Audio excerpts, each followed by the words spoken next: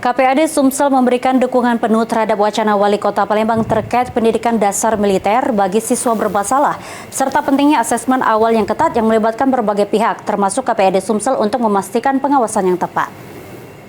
Nah, tahu kan lagi guys, boda ini guys, di simpang 1 lagi nih. Pemerintah Kota Palembang tengah mengkaji wacana pendidikan militer bagi siswa yang terlibat kenakalan remaja sebagai upaya menekan angka kriminalitas pelajar.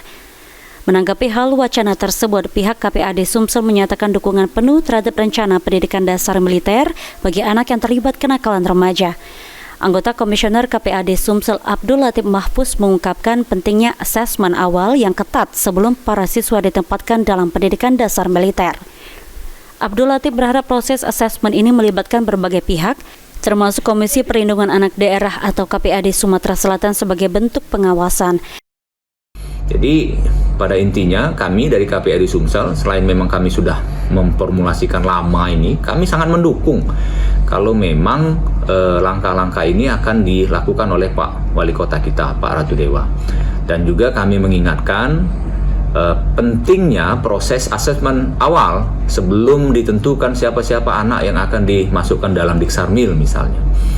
Agar jangan sampai anak-anak yang masih sekolah, aktif sekolah, apalagi sekarang waktu masa-masanya ujian mereka terganggu.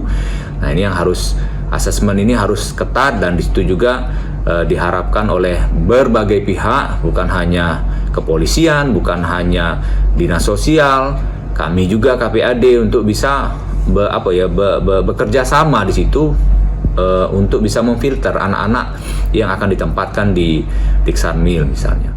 Wacana pendidikan dasar militer bagi siswa yang terlibat kenakalan remaja merupakan langkah serius pemerintah Kota Palembang dalam mencari solusi sistemik terhadap kenakalan remaja dan potensi kriminalitas di kalangan pelajar. Lutfi, PAL TV.